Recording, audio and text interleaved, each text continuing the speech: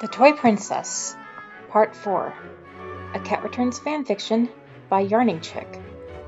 Read for you by the author. Haru gaped at that crow before turning to Tohru, who had an identical expression. She mutely pointed at the black bird with a raised eyebrow of alarm, which made him nod in disbelief. "Yes, you heard me," he assured her through his tears, rubbing his face and wings against her head for a compromised hug. "Thank you for telling me what happened to my little girl and making her last days so happy." "Toto?" she choked in surprise, even though there couldn't be any other explanation. "Yeah, it's us," Muda answered her with glee, making the girl look down at him with a horrified expression. "I kept thinking, there has to be a catch to a tenant being this considerate." "What a catch!" he exclaimed with a giant grin, throwing his paws around her neck to hug her happily. "But don't you dare forget your promise to play my song tomorrow." "Ronaldo," Haru whispered as her vision began to swim back and forth from the shock. "Hey, no, stay with us," he ordered worriedly, patting one of her cheeks with a paw. "If you can handle a haunted house, you can handle us." Haru tried to answer, but she was literally struck speechless as Baron used a new tissue and the condescension from a cold window to dab at her brow. "I was used to the idea of a haunted house, not talking animals."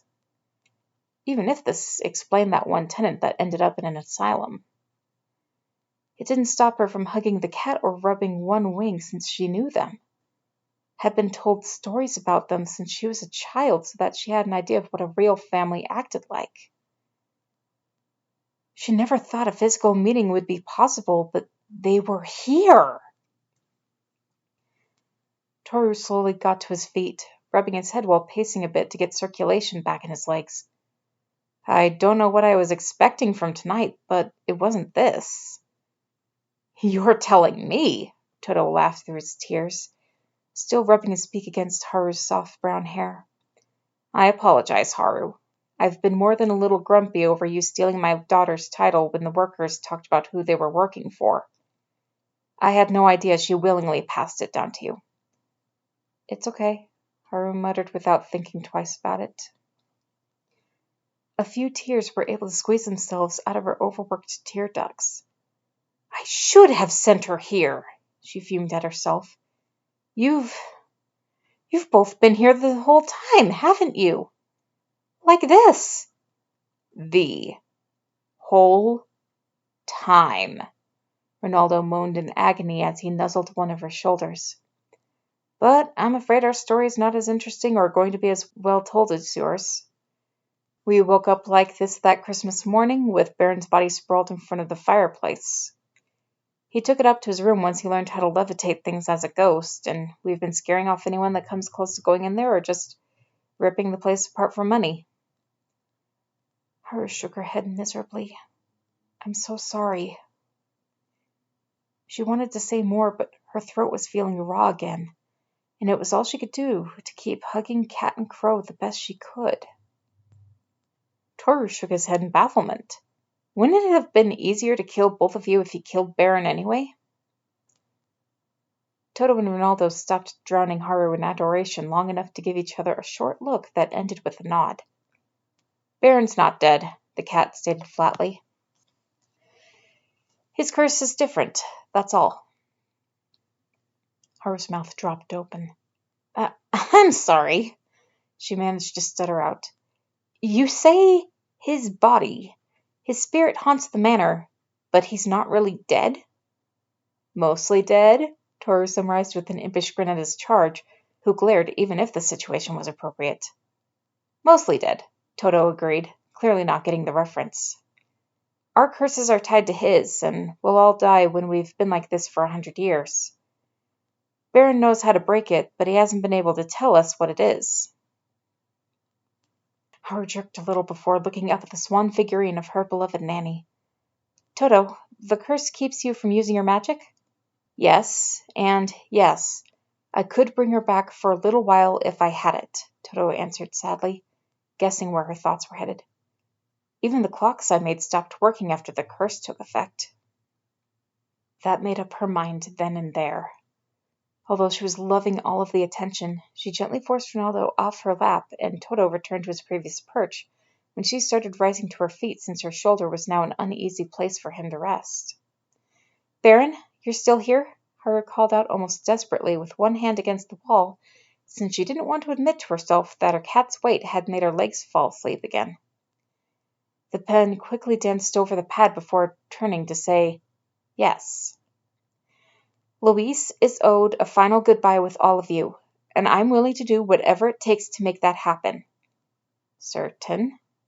"Yes, I'm certain," she insisted, holding her hands in front of her in the almost universal begging position. "If you can't flat out say what needs to happen, can you give me a hint?" "Wait." "For how long?" Tohru demanded as Toto cocked his head. "Wait, now he has a good hint?" he asked suspiciously. Ronaldo used his back leg to scratch at one ear. "I hope you know we're going to be having a lot of duets if you can break our curse, chickie." "Is that a promise?" Haru couldn't resist asking, smiling like a child. "You better believe it is," he growled while grinning at her. "Besides, I want to see how good of a piano instructor my niece was."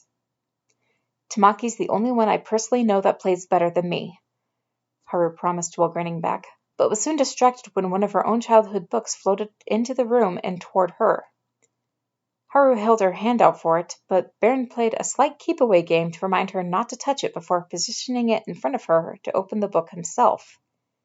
The pages flitted against each other as he searched for a specific story. She couldn't help wondering how he would know what to look for, since it was written in Japanese, and, as far as she knew, that wasn't a language he was familiar with. But then he stopped at one page, one of the few that had a picture. Her face immediately flamed red, and her hands shot out to slam the book shut, as if swatting a mosquito that had been buzzing for too long. "Wait, you got the hint? Just like that?" Ronaldo yelled in chagrin. "What was it?" Haru couldn't tell him. She was too mortified. "Haru?" Tohru asked worriedly, stepping close enough to her to place his hands on her tiny shoulders. "What's wrong? You don't freeze up over a lot, and I know you want this for Ichigo."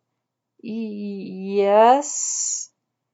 Haru was eventually able to stutter out, still blushing like an apple. "Try to go easy on her, Tohru," Toto interjected, even though he also looked insanely curious. Adrian had a sadistic mind, and he probably picked something embarrassing for the curse's cure. "Oh, he did," Haru confirmed, feeling like her face was on fire. That wasn't a joke, Baron?" "No." She felt her cheeks flame hotter. "No wonder you asked if I was certain," she mumbled under her breath while setting the book on top of the wooden box. "Oh, come out and say it," Ronaldo snapped. "We've waited 80 years, so out with it." "It's a Sleeping Beauty situation," Haru tried to say under her breath, but everyone in the room still heard her. "Wait, that's it?" Toto caught in disbelief. "Come now, Baron, why didn't you just say so?" "Because he didn't want to deal with either or both of you trying to kidnap a girl and drag her to him?" Haru offered, only half sarcastically. "Correct," was all Baron had to say to that statement. "You better believe we would have tried," Ronaldo snapped. "Frankly, I'd smooch you myself if it meant— Ow!" he yelped as the pad suddenly fell on his head to silence him. "That thing's fragile," Haru hurriedly informed Baron, although she did agree that the cat deserved it. Besides, if Adrian was aware of Baron's girl troubles, he'd go out of his way to make the curse specify a female. Baron drew a line under the "correct" he already wrote. "Haru, you don't have to if you don't want to," Tohru informed her with a worried expression as he held her in a protective embrace. "You could easily pay someone to kiss him on your behalf." "This is all a little much to just dump on someone else," Haru pointed out miserably. "I know I'm going to do it. I just really don't want to. Plus, I don't think Baron would like a complete stranger doing it, and I'm already tiptoeing on the edge of that." Baron drew a half line under "correct," almost as if he only agreed with half of what she said. Toto gave a heartfelt glance to the glass swan before renewing his efforts. Haru, I'm really sorry about this, but we've waited long enough. I've waited long enough to talk to my daughter again. You'd do it for her, wouldn't you? Do you mind? Tohru demanded as he tried to make his charge disappear under his large arms. She hasn't had her first kiss yet. Oh. That explains a lot, Ronaldo mused as he rubbed his head sourly. Your life was the perfect way to make sure no smooching ever happened. Nothing worth the trouble, Haru grumbled in agreement. She took in a deep breath and forced herself to slide out of her bodyguard's hold. It's no different from CPR, she told herself forcefully as she started walking out the door. In fact, it is CPR. Baron just needs to be resuscitated, that's all. Nothing for me to get excited about, because everyone knows. Please wait here. She cut herself off at the doorway, noticing that Tohru and Muda were following her, and Toto was stretching his wings to do the same. This is going to be awkward enough without an audience. Wait in here. I'll bring Baron down when it's over.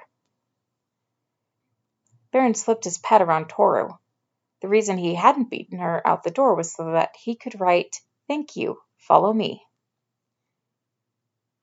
Tohru wasn't happy with the request, but the door firmly shut behind her without assistance. It was made worse when there was a locking sound.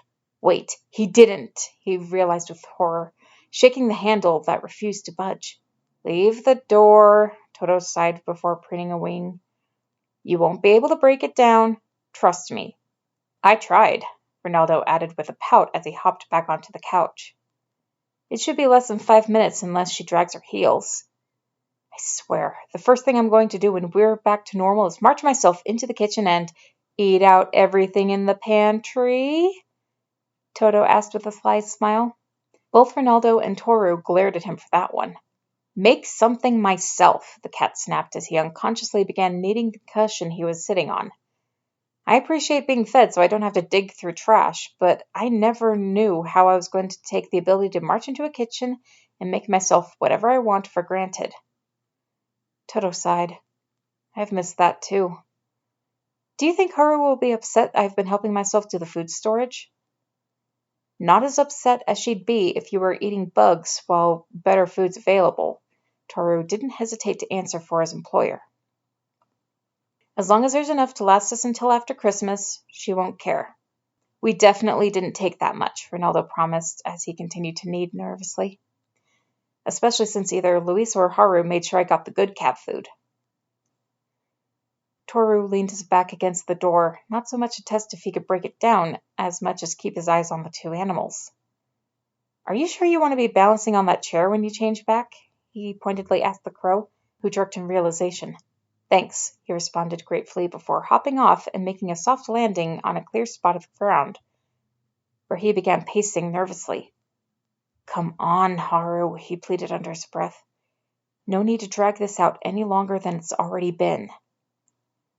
Tohru grit his teeth angrily. Some bodyguard I am. First Luis gets killed on my watch, and now this. Haru deserves a lot better than this for her first kiss.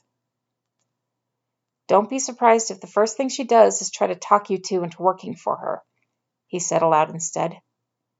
Haru's in the market for a good toy maker and composer, and she pays well.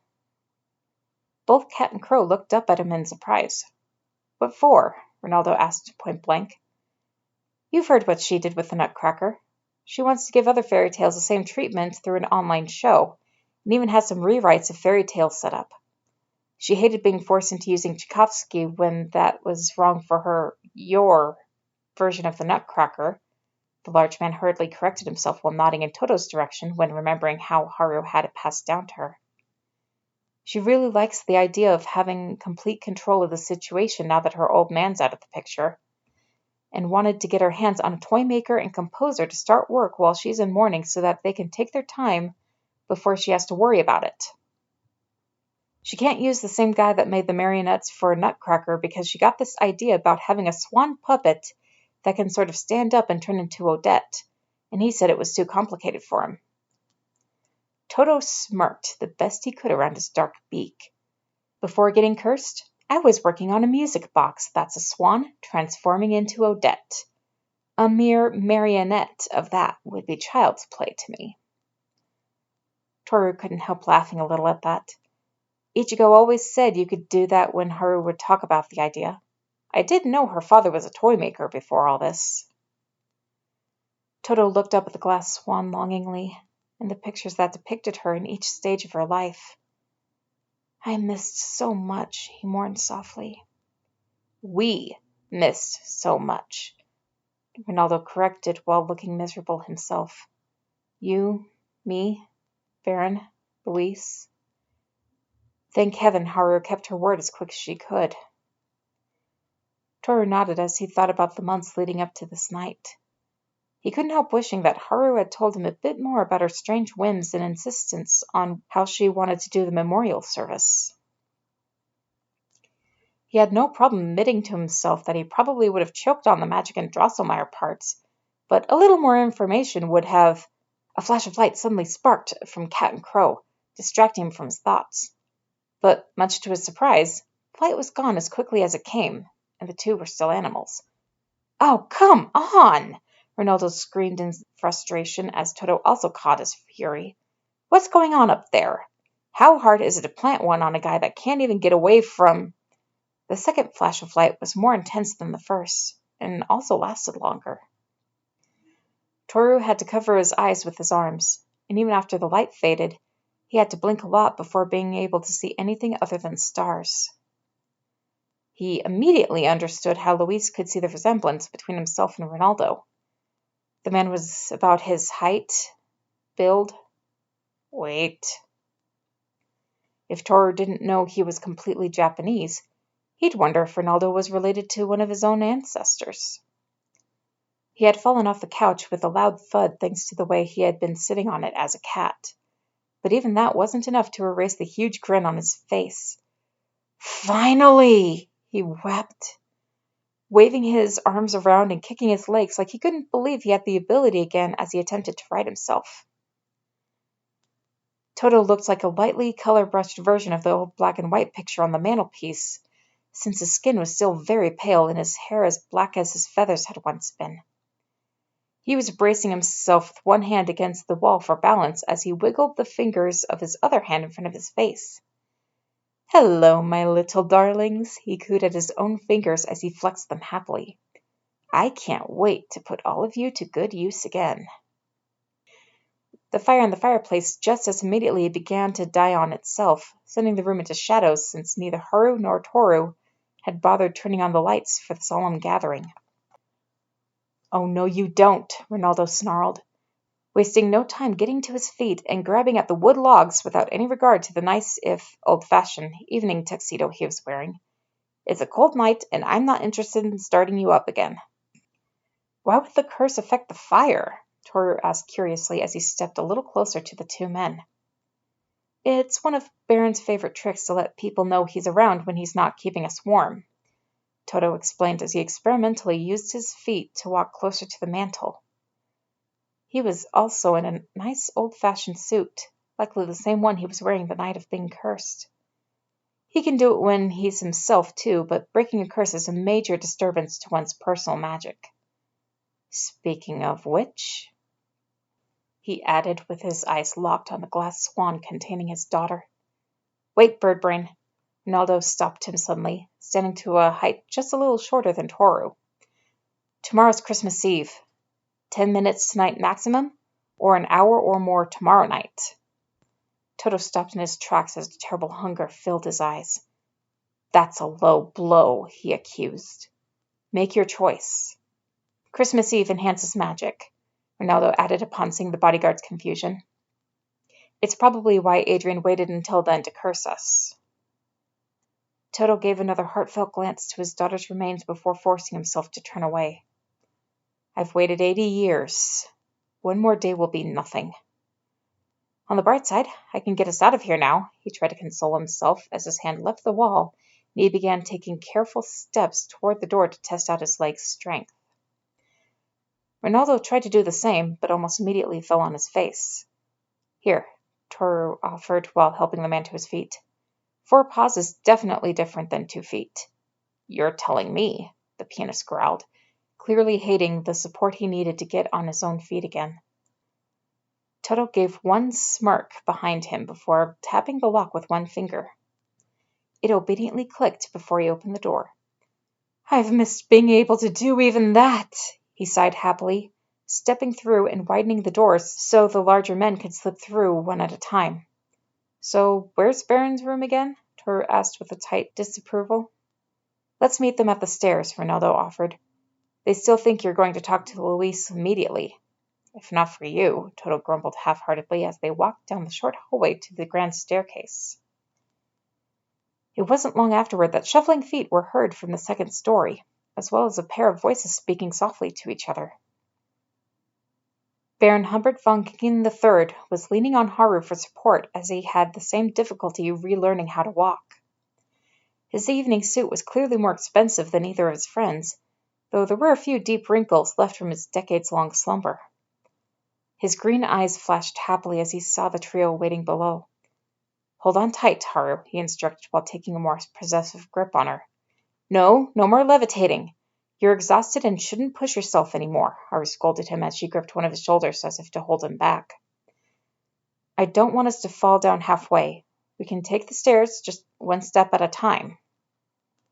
Deciding that he really didn't like an attractive man gripping his charge like that, Tohru eased Ronaldo's hand to the banister before running up. I can take it from here, he assured Haru with a grin, picking up the lord as easily as a doll.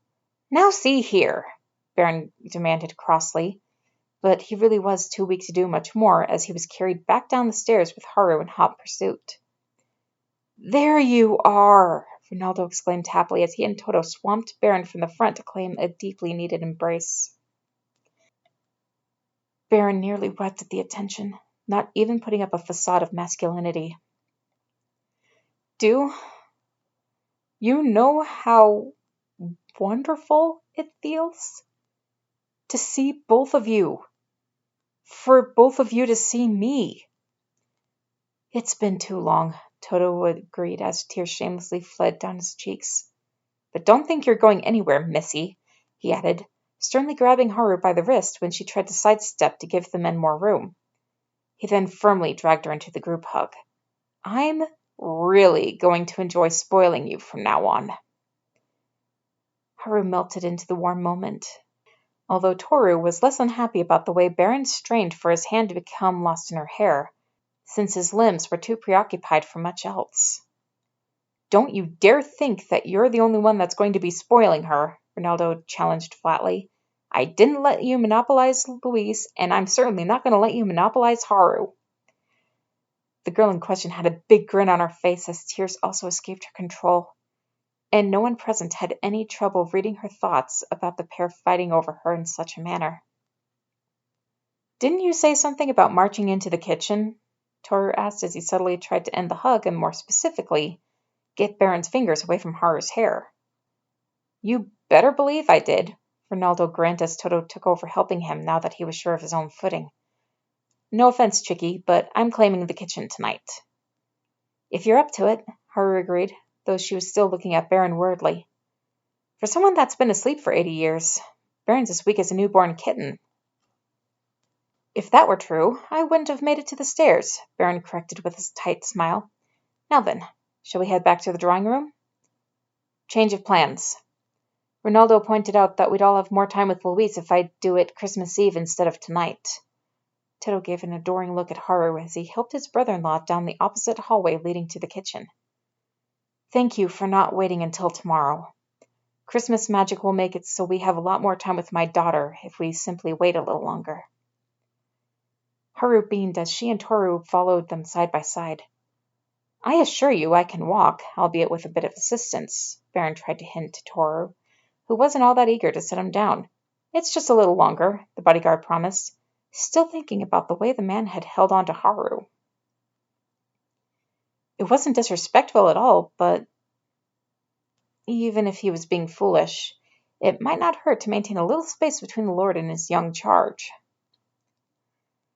By the time they reached the kitchen, Ronaldo was more or less able to limp around on his own as he began inspecting the cupboards for what he had to work with. Would you fill the kettle and start warming it for me? Baron pled weakly as Tohru slipped him into one of the chairs at the table.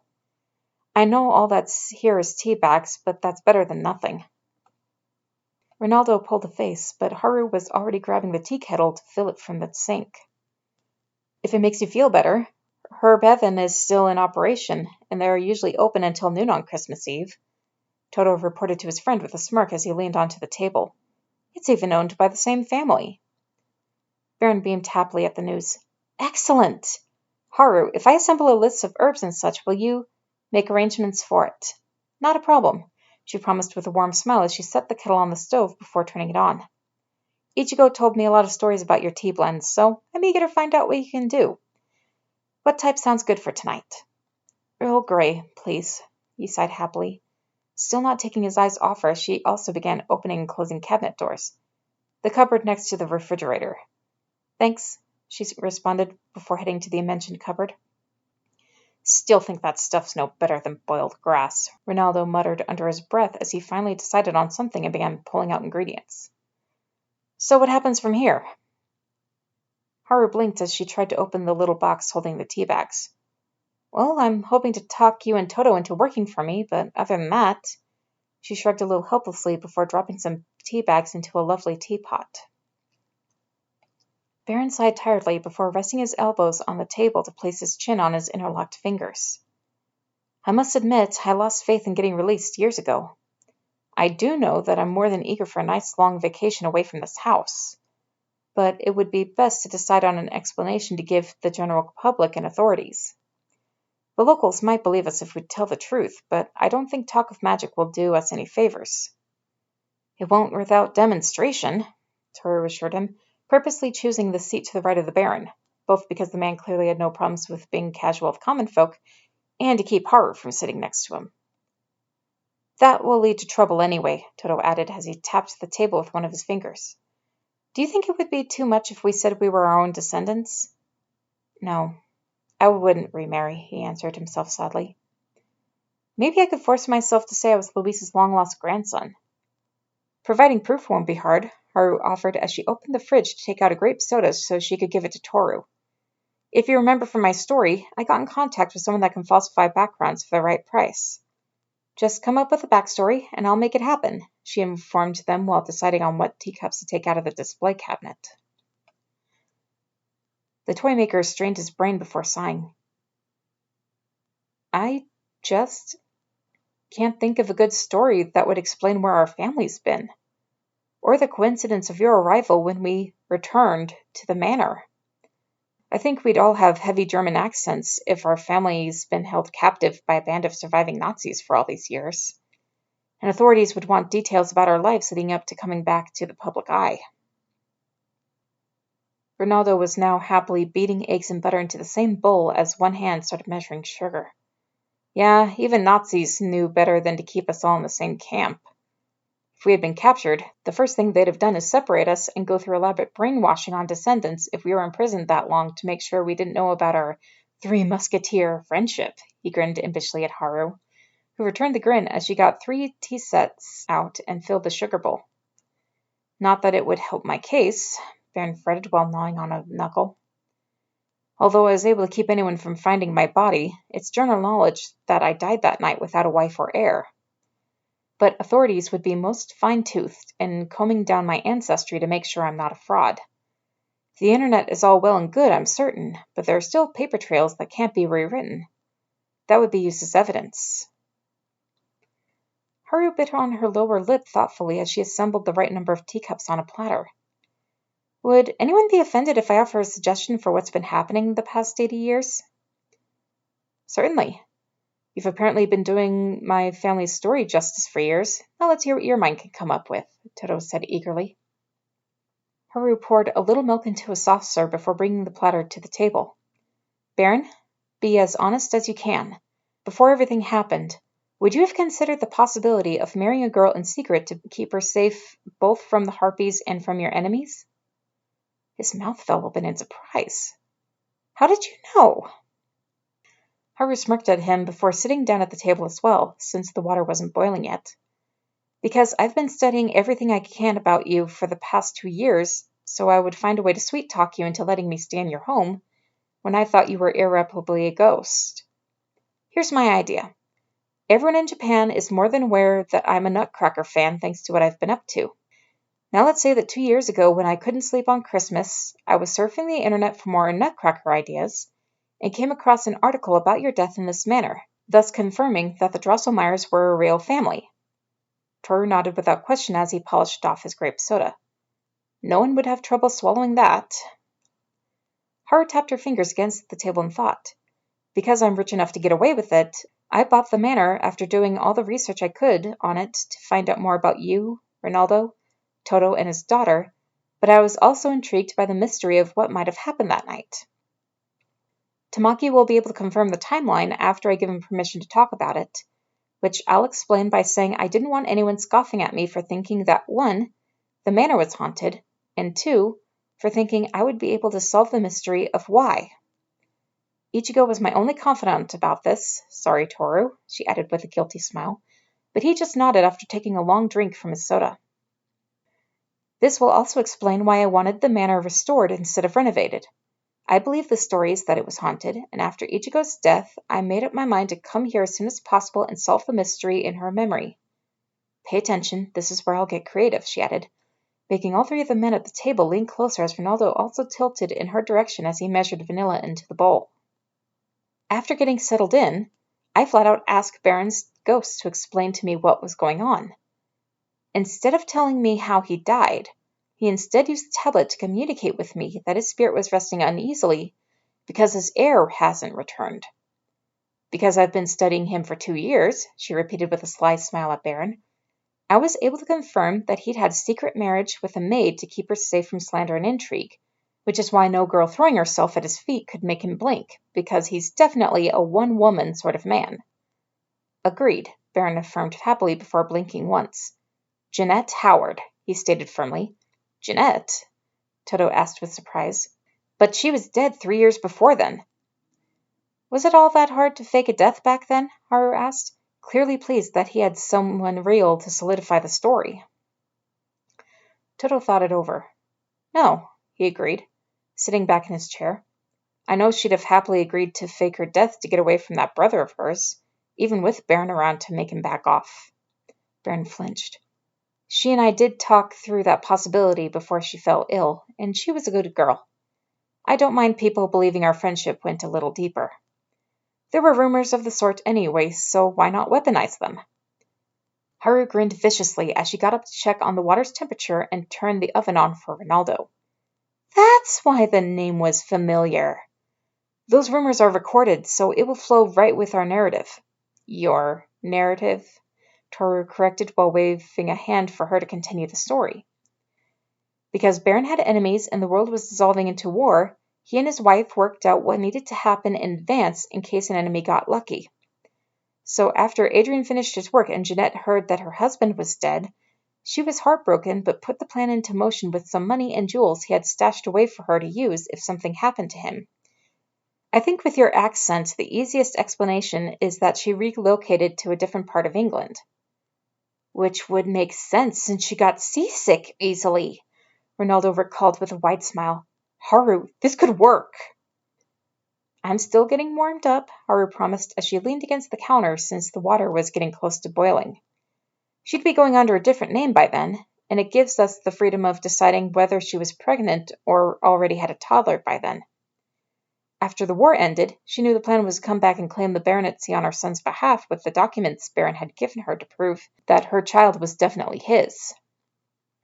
But because of her life as a maid, on top of Baron's horror stories about what power-hungry people do when they're bored, Jeanette ended up deciding that life wasn't worth it without her husband, and just never told her child about the family title.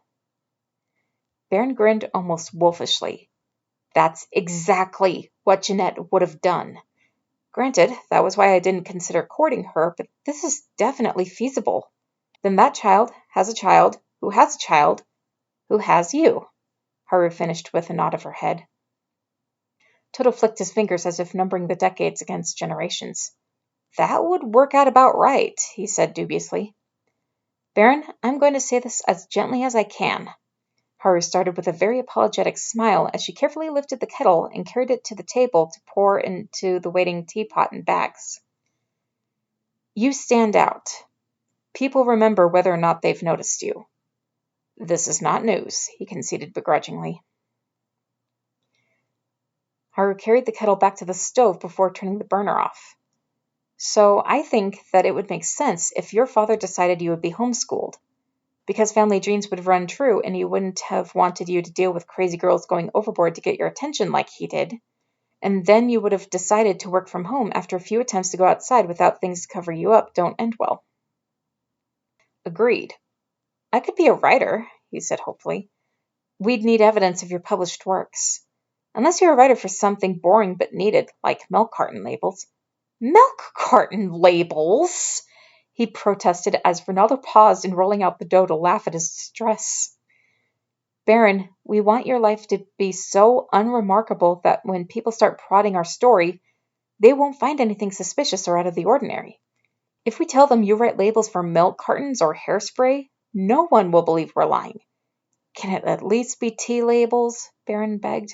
In the very least. Deal, Haru agreed before continuing. After I talked to Baron's ghost and found a handful of documents in his hand that I can easily write up and use a spell until they look and test the right age, Baron added with a smirk. I'm able to track down the last remaining descendant. You'll need to pick out a new name, but when I contact you through the internet, I have a hard time getting your attention because you assume I'm either after a date or a cheap laugh until I show you a photo of your great-grandfather. It would be best if Tohru and I pretend to go get you in a few days so that no one gets suspicious about you suddenly showing up, and you're able to soothe the ghost in a way that he very obviously recognizes you as his heir. Maybe entering your chambers since everyone else hasn't been allowed in there. Baron nodded in approval. That would satisfy the local community without much trouble. And I bet I could talk Tamaki into a DNA test for further proof if he's getting a cousin out of it, Haru assured before turning her gaze to Toto. So, do you want to be a brother, cousin, or best friend that's also a roommate? Best friend, Toto answered without thinking. Baron and I might be able to pass for cousins, but if I were a brother, the baronetcy would be mine since I'm older. We could rewrite it so your documents make you just younger than me. Baron tried to wheedle, but Toto shook his head stubbornly. I'm older. I've been older for over a century, and I'm not going to relinquish it now. It's only 3 years, and you never really looked like it. It's 3 of my years, thank you very much. Haru quickly used a hand to cover up her amused smile. So men never do grow up. Baron's eyes briefly flickered to her as if detecting her humor without the weak protection. Well, we wouldn't have to remember any lies if we stick to childhood friends, he conceded reluctantly. If I suddenly inherited a manor, I wouldn't hesitate in asking you to live here with me. It'd be easier. I guess I can pass myself as a carpenter, Toto sighed regretfully. It's boring compared to toys. You could still be a toy maker, Haru interrupted with a grin. I've read enough history to know that eerie coincidences pop up in families all the time, like choosing to befriend a toy maker and musician. We don't have to change that, just acknowledge that it's weird and move on. And you want to hire him and Ronaldo, Tohru added with a smirk. I pay well having them do what they love. I doubt they're going to fight me too much. Haru countered while side-eyeing Toto hopefully. Tohru, explain what you want to do. I'm in, he confirmed with a mischievous grin that caught at her heart. The transition between Swan and Odette is no feat for me. Haru couldn't resist the urge to squeal like a little girl. I knew you could handle it. I knew it. What's this? Baron asked curiously, as the teenager quickly turned around to see if Ronaldo had the same wish as his brother-in-law. I'm in too, he promised as he closed the oven door and scowled at the front of it. But come here and show me how to set the timer. I could never see when I was a cat. Haru happily got up and assisted him while Toto briefed Baron on Haru's idea. That sounds like the perfect match of talents, Baron admitted as he checked the teapot before pouring it into cups. But what about Ronaldo? I think I've got an explanation for Ronaldo, since he's fine with being Muda, Tohru offered, making everyone look at him. Haru, if you noticed I was having a hard time adjusting to being in England, would you do me a favor of letting a relative come live with us? Haru flinched while Ronaldo raided the fridge for his own drink. I don't really get along with your mother, Tohru. No, not her, he insisted. Let's say I had a cousin. Mom would be the only one that would notice anything, and I think even she would agree that Muda has to be a cousin somewhere. She is mad I moved so far away, but she loves Japan. I think we can get away with her making an annual visit, if that. I can handle an annual visit, Haru sighed happily, making the other 3 men look at her curiously. I'll let you form your own opinions of his mother, she added evasively, since she did know how much the woman meant to her bodyguard, who smiled in appreciation. Are these any good? Ronaldo asked while holding up a bottle of grape soda. Hey, Tohru protested, even as Haru raised her hands to quiet a potential quarrel. I can have more delivered, it's no big deal. It won't taste like real grapes, but it's still good, she answered Ronaldo, who shrugged before opening it. I'm alright with having a cousin. As long as I can write music again and operate a door handle again, I don't care. Actually, feeling the door handle is a nice change, Baron agreed as he mixed a little milk into his tea. Then everything's decided? Well, the layout is, Haru corrected, sitting down to fix her own tea the way she liked it. I'll need to teach the 3 of you how to use a computer and catch you up on 80 years' worth of knowledge before we go public. Whether or not you want to take back your baronetcy will at least be up to you. Baron thought that over while taking a sip. If you would be so good as to help me find out how it's been holding up without me, I will be able to answer that. First thing in the morning, Haru promised, while Toto casually rubbed one finger against the rim of his cup. Most of the catching up will be for Baron, though. You'd be shocked at how much Muta and I picked up as animals when we'd stray into the town for food scraps. Do all of you know how to use a typewriter? Haru asked the trio, earning 3 nods. Oh good, you're already half trained on how to use a computer then. The newer versions are really user-friendly. I'll take your word for it, Baron promised with a smile that made her glad she was sitting. Ronaldo sat down next to her while experimentally sipping the grape soda, scrunching up his face as if trying to decide if he liked it. I guess that just leaves the question of who gets the manor. Haru bought it, but it's rightfully Baron's. Unless you want to go the traditional route and... Are you okay with co-ownership? Haru asked a little loudly as another violent blush stained her cheeks. I did spend a lot of money to get this place fixed up, and I really do like it here. I think I would be offended if you left, he promised her with another warm smile. Without us, in any case. Haru laughed at that. So what, all of you are just going to follow me to Yale? You know, that's not a bad idea, Toto admitted with another evil smirk. I know you've got a bodyguard, but imagine how disappointed gold diggers would be if you had a whole gang of men backing you up. Haru wasn't mature enough to resist the urge to smile wickedly at the mental image. I was going to stick with telling potential dates that I believe in background checks and prenups, but I can work with this. She felt a lot better seeing that everyone else at the table was grinning just as wickedly. Frankly, we owe you that much for granting us a second chance at life and a closure with Luis, Baron added, his green eyes glowing with fondness. Haru smiled and enjoyed her tea, feeling for the first time since Ichigo's death like she had a reason to celebrate Christmas. Whatever happened from here, she and her new family were going to face it together. One more thing, chickie, Ronaldo suddenly growled, breaking her out of her blissful mindset. What happened to make us flicker like that before changing back? Haru blushed crimson, and she had a bit of difficulty making words come out instead of incoherent noise. She tried kissing my cheek first, just in case, translated, smiling warmly at her again. I already informed her that exact instructions could prove detrimental in magic, so don't give her a hard time about it. Tohru cocked a suspicious eyebrow at the Lord, wondering if that was the only reason the man objected to her foiled attempt to get out of surrendering her first kiss. It was CPR, Haru defended herself under her breath. How do you do CPR on the cheek? Toto asked with feigned curiosity. Toto, leave her be, Baron ordered a bit firmly. She's had enough shock to her system for this year. So wait until next year? Tohru demanded. Hey, you stole my line, Ronaldo protested. You stole my soda. Fair is fair. It wasn't even that good. You take that back. Hey, fighting with Ronaldo is my job, Toto interjected. Not tonight it isn't, Tohru shot back. 3 of them, Baron moaned in horror, resting his forehead between his hands. Now there's 3 of them. How will the furniture survive?